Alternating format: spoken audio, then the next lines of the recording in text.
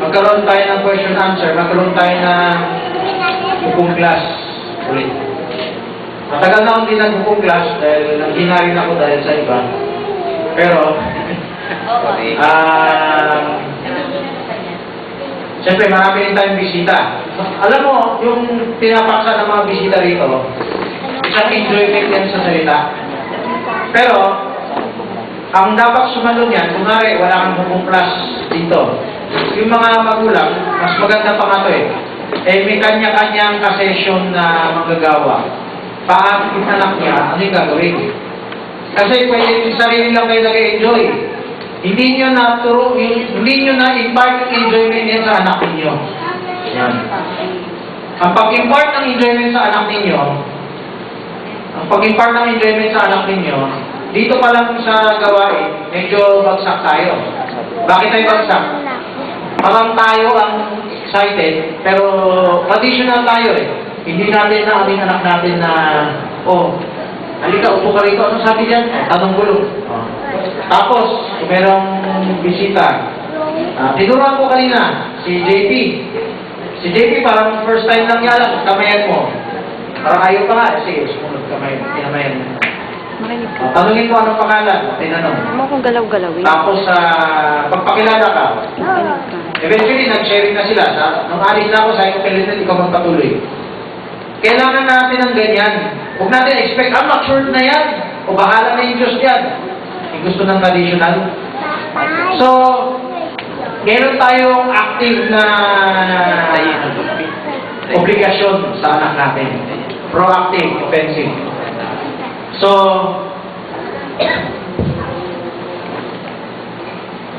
verb nyo na, pakihanap kayo makapal na pencil pen. Iniwan niyo ba rito? Dapat pinatago. Pakatandong, saan mo iniwan? Okay. Magkaroon tayong content reckoning. Pero itong class reckoning, ano to?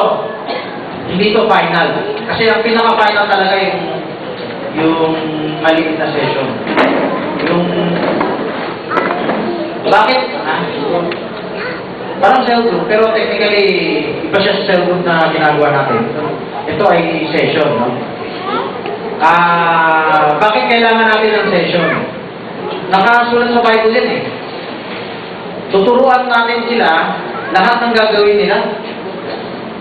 Ngayon, sa pulpito lang ba yan? Kung sa pulpito lang yan, napakatamad natin. Kailangan talaga one-on-one. Kumari, kung meron sa bahay, meron dito sa kapilya, ang kailangan talaga, bawat magulang ay ginaguide. So, magtaas ang kamay ang mga magulang. Taas kamay. Magulang. Okay. Ba natin. Kayo ba bilang magulang, meron ba kayong pagkukulang? Taas ang kamay. So, yun ang i-session natin mamaya. Ibig sabihin,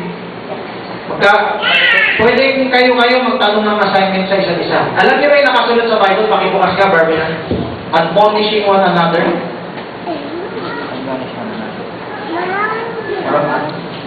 Pakibukas. Nasa Timothy 6 yate. Galatians. Admonishing one another.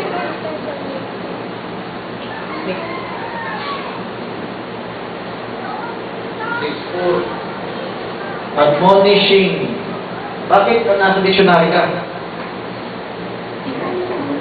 Ngayon, alam niyo ba, kahit walang mas mataas sa inyo, kung kaya mo mag-admonish sa isa't isa, para rin kayo nagre-record sa isa't isa. At alam niyo ba, pwede kayo lumakas, kahit wala pa kayo sa isang mataas na hukom nag-record sa inyo. Meron din mataas na hukom nagbigay sa inyo ng assignment. Pero, kailangan nyo magpalakas ng isa't isa. Sino yung nag-aaral sa school? Taas sa kamay. Naranasan nyo ba na nagtatanong kayo sa isa't isa yung mga assignment nyo? Yes. Say amen, hindi nakaranas. Amen. Minsan nagpapopyahan pa nga Nagpapopya na lang, popya na lang. Ano ba yung ano mo, assignment mo? O, pag magaling yung teacher, iba-ibang assignment, iba-ibang test paper bibigay, iba-ibang test questions. Di ba nga, inihiram na yung papel. Kaya na lang yun. So, ganito, nakinig kayo. Mamaya mag-record tayo sa academic, ha? Subukan natin mamaya, mag-admonish sa isa't isa, ano ba yung assignment nyo? Mga problema, baka sa tagal na wala tayong class, wala na rin kayong mga assignment. Di ba? Yung isa, iba, personal. Si Bar Ellen, meron. Si Bar Magellan, meron. Si Bar Padon, meron. Meron din ako. Meron ka. So, technically, pwede mag-partner mamaya. Yung mga young people, siguro, isa siguro magbabantay na partner rito. Set up dito, mag-share yung mga young people. So, ang admonishing one another, magpaalalahanan. Ngayon, pag may nagkakasala, first, James 5:19, pag may nagkasala, madali, mabilis man, masolve. Buksan natin, James 5:19, pakibasa. Sister Jaya. Kung walang magulang Sister Jaya, dapat may magkampon. Yan ang sabi. Ang sabi. Okay, Mike. Red. Ikaw ba rin? Ipagkarasaw na. Brethren, if any of you do hear... No. Brethren, if any of you do hear from the truth, and one convert him. 20. Let him know that he which converted the sinner from the error of his way shall save the soul from death, and shall hide the multitude of sin. Ano sa Tagalog? Ano Tagalog. ibig sabihin niya? Ano okay na ba? Wala namang analysis. Good naman. Mga kapatid ko, kung ang sino man sa inyo ay nanilihi sa katotohanan at siya'y pakabalikin loob ng sino man, ay alamin nito ang mga nagpapabalik loob sa isang mga salanin dahil sa kamalian ng lakad niya, ay nililigtas ng isang kaluluwa sa kamatayan at magtatakip sa karamihang kasalanan. So, dapat tayo makialam. Yung pag-admonish, pag-record sa isa't isa, mabilis matupad yan. Ang tunay na iglesia, mabilis matupad yan. Yan ang kailangan natin i-work out. Yan ang kailangan natin i-work out. Yung anak natin, dapat katabi natin ngayon. So, subukan natin na si Brother Ricky nasaan. Balis na. Ayun o. O, sino pwede mangkot sa anak ni... Ay, Brother Ricky, puka dyan, tabi ng yung anak. Dati natin ginawa to, nalimutan natin. Pag may award yan, nahihiyan na yan mag-akbay sa isa't isa. So, Brother Ricky, tabi ka muna kay Brother Rap. Ito na po. Tabi. One day. Sister Jaya, kailangan meron ka magulang kasi hindi ka naman nakikipag-sharing sa Facebook pa eh. Di ba? Hindi ka pa nakikipag-sharing, di ba? Hindi pa, di ba? So, kailangan mo ng magulang na,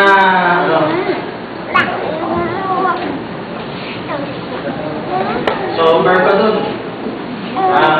check mo na lang yung sharing sa FB. Okay. Harap Dito tayo sa ano? Ano yung mga obligasyon natin? Nalilimutan natin. Direct.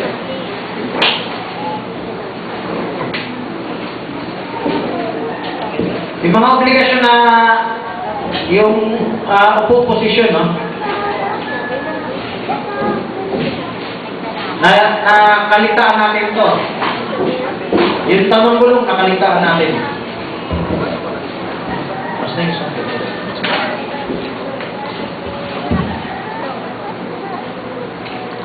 Sabihin natin sabay-sabay. Tatong gulong. Gulong. Ang sabi. Nakasan natin.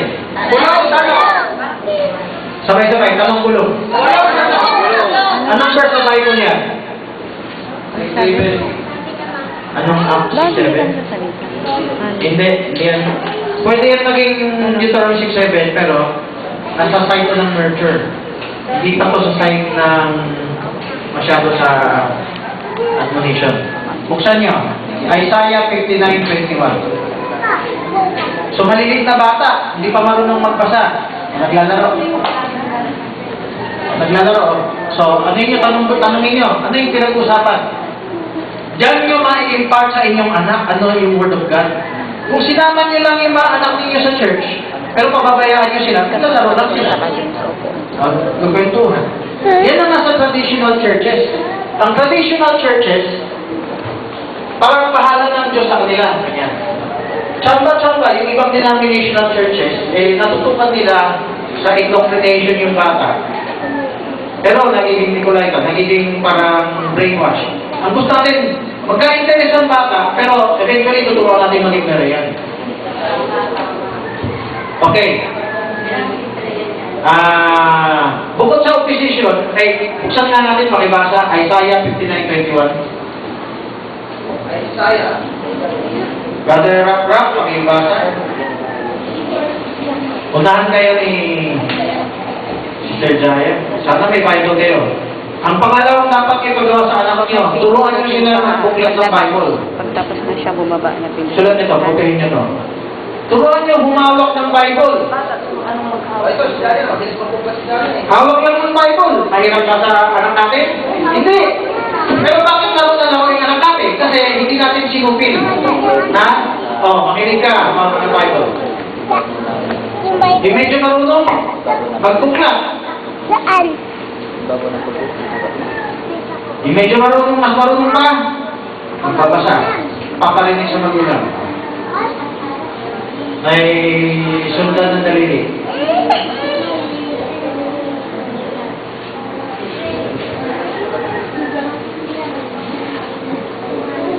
Okay, pakibasa. Brother Rap, yung microphone. Sa'yo. Sister,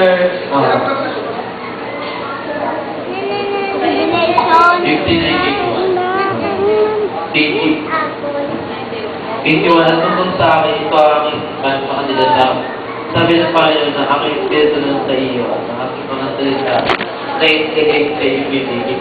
Hindi walay sa iyo. Bibig ko sa bibig man ng iyong lahat sa bibig man ng angkan ng iyong lahat. Sabi ng Panginoon, madama yan, makailan. So, yung anak natin, sisingilin natin. Saan ang singil dyan? Saan ang singil dyan? Anong word dyan yung singil? Sister Belen, anong word dyan yung singil? Sister Jocelyn, anong word dyan yung singil? Ano yung keyword ng singil? Dyan. Mouth? Hindi hiwalay? Buuin natin. Hindi hiwalay sa iyong bibig. Bibig mo. Kulang. Hindi hiwalay sa iyong bibig. Bibig mo lang yan. Angkan. Ano yung iyong angkan?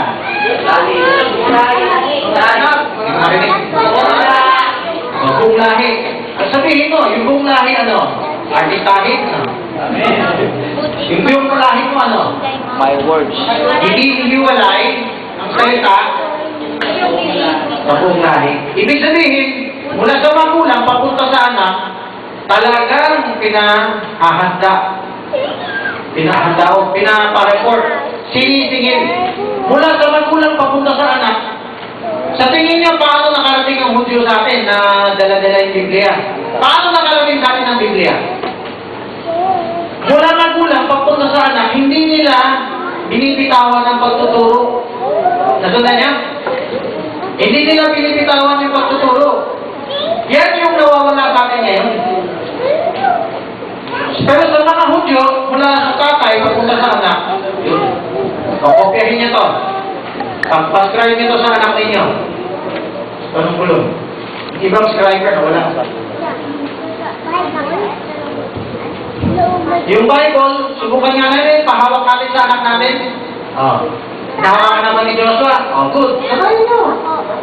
Medyo nagre-relax tayo, kaya yung anak natin nagiging violente pa. Oo. Minsan yung anak pa yata yung nagagalit sa magulang. Walang session. So,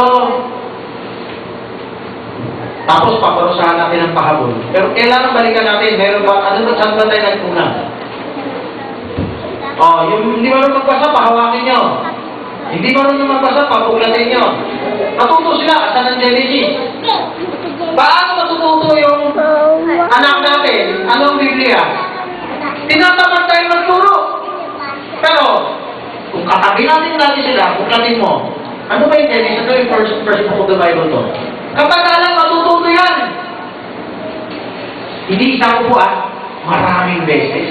Kaya lagi mo paalala, yung asawang lalaki, may obligasyon sa asawang babae, paalala. Sigilin mo. Kung may ibang kumalong sa baby, sigilin mo na, pa-interview mo na. Di marunong magbasa. Papapingkasin mo. Si Baraprap, medyo utal-utal pa konti, di ba? Pero kung tuloy-tuloy yan, magiging maganda magsalita yan. Magiging suabe ang boses niya. So, merong mga bata nung pabasa, tumaas ang grado sa school. Yung susundan ng dalili o ballpen, ito, marunong na magbasa to. Pagawa mo yan, Sister Jocelyn, para matuto sila paano magbasa. Ngayon, lastly, yung scribe.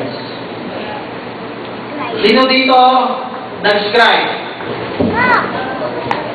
Ako broadcast. Ako nag-broadcast. Gaya na nag-scribe. Taas yung na-scribe na notebook, taas. Gusto ko lang makita. So, by the way, kung ang iyong anak ay walang kunwari, mayroon dyan anak na hindi pa mature. Pero po dun, kailangan mong paampon. Okay, amponin o paampon. Sabihin, talagang tututukan. Yan ang pagmamahal sa isang church. Sino yung naka-attend na sa ibang church? Taas ang kamay. Taas ang kamay. Okay, tanong. Ano ba yan? Meron bang umaalalay sa anak? Wala. Lalo na kung hindi mo anak. Hindi lalong inaalalayan. Ang denominasyon, nagtagumpay sila sa pag-entertain. Turuan din natin na anak natin mag-entertain. Kahit sa entertain. Turuan natin yung anak natin. Di ba nag-usher ako ng bisita rito? Turuan din yung anak natin mag-usher. Turuan natin, mamaya, no? Makinig kayo.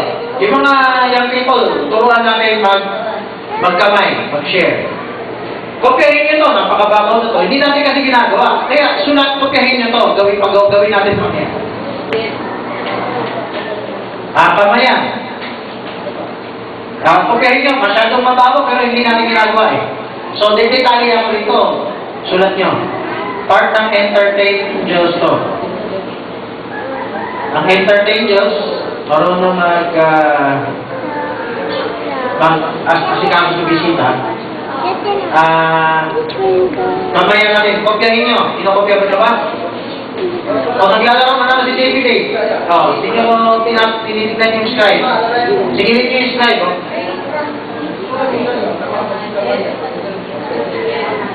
Turuan nyo makipagkamay. Alam mo yung edad ni Diyos, pwede nyo makipagkamay. Lagay niya dito sa sa bisita. Yung medyo malaki-laki, siguro hati na lang. Hati. Then, magpakilala. Punta ka dun sa harap. Magpakilala. Sulat mo yung nakasulat. Yan ang ginawa ko kanina, di ba? Dito, Sino nakakilala kay Pastor Isla? Taas kamay. dito mo isusulat. Kwento ko sa inyo, isang testimony Yung anak ni Sister Conching Cubal, nandito, inutusan ko, mag-entertain. Sumunod. Ibig sabihin kayo mga magulang, kung yung anak nyo ayaw mag-entertain, malaking utang nyo. Kasi yun, siguro nasupin kayo, sumunod. Alam ko, i-entertain niya si Pastor Isla. Totoo si Pastor Isla. Tama. Tuwa siya. Nakipag-sharing, nagtanong. It doesn't matter kung malalim yung alam nila o mababaw alam nila. Importante, nagtanong, nakipag-sharing. Ito ang tanong. Yung bata ka, kaya magkwento kahit sa Bible? Kaya hindi? Kaya. Kaya! Yan sinabi ko kay JP kanina. Ewan ko kung ginawa niya, pero hindi ko narinig eh. Pero masaya yung matanda na pinaset ko kay JP. Hindi lang ako dapat gumagawa niya, lahat kayo gumagawa niya. Pinaupo ko siya doon. Nanay ba ni Brother Jake doon? Sino yung kasama niyo kanina? Nanay niyo ba yan? O Lola? O kapatid. Kapatid. Kapatid ninyo. O, kung kinama yan, binulungan ko. Ano ang ano? Ano po pangalan ninyo? Ganyan. Ako po si ganyan. Tapos pinakuha ko kay JP yung Bible. Ikwento na yung Bible. Sa abot ng makakaya mo. Tapos magtanong ka. Kung pwede. Mari, mas may alam siya. Madali lang yan eh. Kung mas may alam siya, magtanong ka sa kanya. Kung mas konti alam niya, magbahagi ka sa kanya. Ito na yung interview. Sharing. Yung interview, tatanong ka, kung pastor yun, masaya yung pastor. Kung wala siya masyadong alam, mag-share yung bata. Mag-share ka. Mga magulang, ano yung dapat yung gawin sa anak ninyo? Sister Shirley. Sister Shirley. Bayayan. Ano yung dapat mong gawin para magawa ng anak mo yan?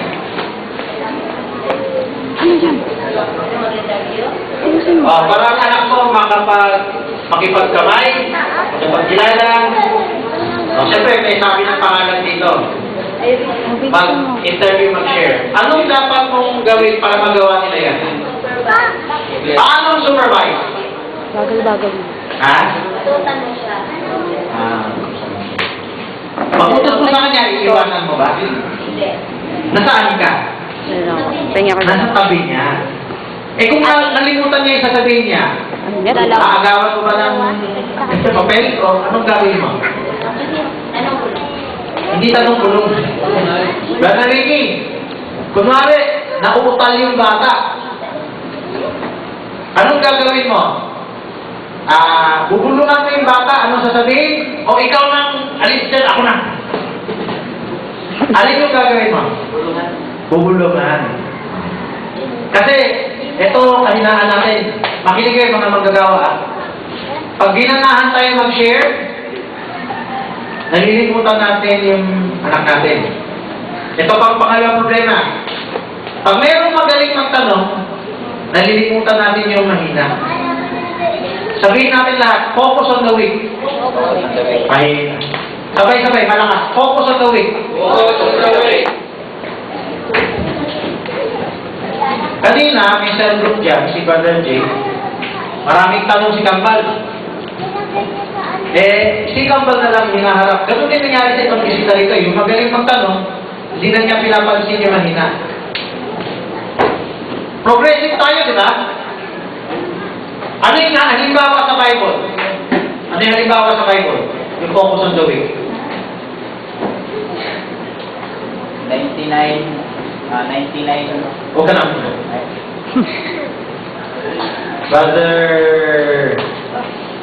Brother Lito. Anong example sa Bible focus on the weak? Isang example. Isang example sa Bible.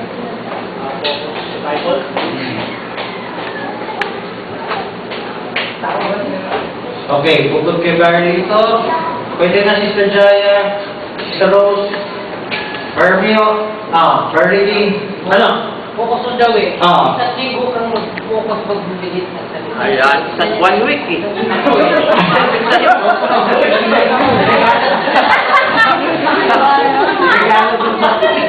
Tama yun. Pero parang kay Brother Jackson, 1 week without prayer, next 1 week. Hindi 1 week na linggo. Okay, talata sa Biblia. Hindi, kahit kwento mo yung sitwasyon sa Biblia. Kung kay Jesus Christ, yung Kung pinakamahina, halimbawa, yung mga mata sa loob, mahina yun. Marta? Marta. Yung Marta sa loob sa... Marta. Marta. Big yun, di ba? Tinawag niya si Marta. Tinawag yun. Tinawag ni Christ. Aktibo si Maria, si Marta, taga... Binigyan na, parang binigyan ng concern si... Tapos, sa disciples.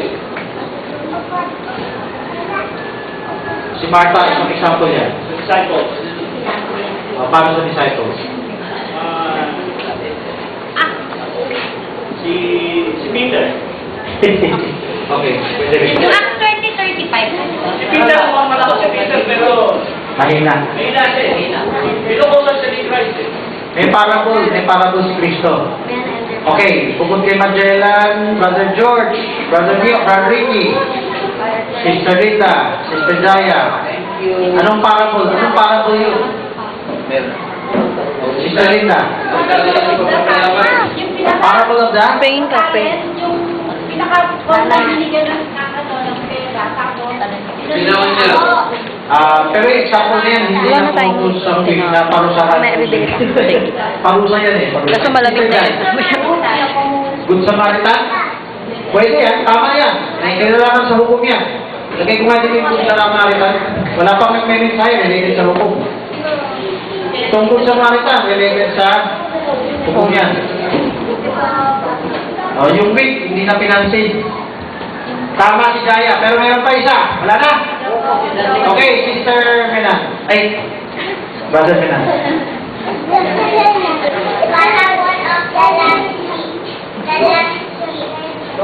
Last sheet. So, marami pang problema yan. Babae. Masyadong pang babae. Okay. Sabihin natin, parable of the lost sheep. Parable of the lost sheep. Lost sheep. Nawawalang kambing. Kambing! Nawawalang tupa. So, iniwan yung 99 kasi, bakit iniwan yung 99? Hindi nawawala yung 99. Pag hindi nawawala, isipin, nakakaganap. Yung isa na nawawala, yan yung kapatiran namin dito sa hindi nakakaganap. Yun ang alala eh. Yan ang tunay na may kumpletong ministry. Hindi sigaw-sigaw lang sa pulpito. Go, get down to earth, get down to the grassroots. Grassroots. Make your hands dirty. Sabihin, pumasok tayo, humanumilo tayo. Turo natin, one-on-one. Bayayed. Ano yan? Hindi Palipat. ang tagapagturo isa lang. Naligaw ng land. Nawala. Sabi ni Pablo, marami kang guro, pero isa lang yung tatay. Sabi, marami talagang guro dapat. Marami dapat overseer. Marami dapat yan yung pagmamahalan sa isang iglesia. Apa niya? So yung mahina, alalayan. Well, nakalimot si Ricky, Shirley, Jose, Becha, Madun, Adela, Sister Remy. Kunwari, ayaw niya yung anak niya magbuhat ng isang daliri. Sabi mo, himungin mo. Dali, naro sa kanila yung upuan na yan. Himungin nyo. Nasa himong natin para maganap yung kabanalan. Ang kabanalan pinag-usapan natin, hindi lang yung parang estatwa na santo. Ang kabanalan na pinag-usapan natin, yung ginagawa mo, nagpapabukod tangi sa'yo sa Diyos. Sa makikita ng ibang tao, parang episan ng Diyos sila sa ibang unbeliever. Nagtutulungan, nagpapalakasan, may kahinaan spiritual, inaalalayan. Kaya tawag mo dyan, di ba? Kasi,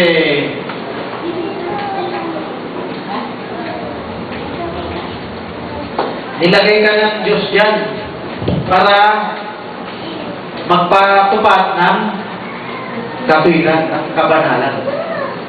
Yung kabanalan pinag-usapan natin, lumago sa salita. Siyempre, mayroong kabanalan sa ibang tao na parang hindi lang makabakit pinggan. Ang kabanalan pinag-usapan sa Bible, yung lumago sa salita. Amen!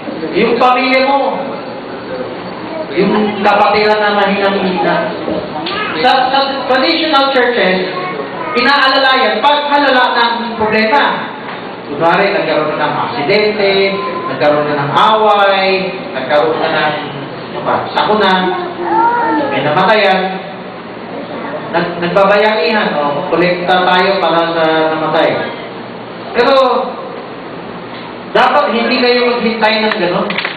Dapat, ngayon pa lang, ano ba yung kakulangan nyo sa salita ng Diyos? Ano yung kakulangan nyo sa kaalaman? Yun, sharing tayo. Ano yung kakulangan nyo sa pamilya? Sa PTA? Maghimok tayo sa isa't isa. Nakopya na to, nakopya na. Ito, gawin natin mamaya sa bisita, hati-hati tayo. Tapos, magkaroon tayo ng session, recording session sa assignment. Siguro, si Sister Rita tumulong sa yung young people na bulilit muna pagkipagkamay. Sa susunod yung young people sa service. Ngayon, question answer tayo. Para tayo Brother George, by the way, mag-workshop tayo ng simple. Mga magulang, pagawaan nyo ng tanong ng anak nyo. Paisipin nyo sila, hindi ikaw nagdidikta ng tanong. Pero, Sister Jocelyn, pagawaan mo ng tanong si Dave. Okay? Si Joshua, pagawaan mo ng tanong. Si Jayo, pagawaan ng tanong.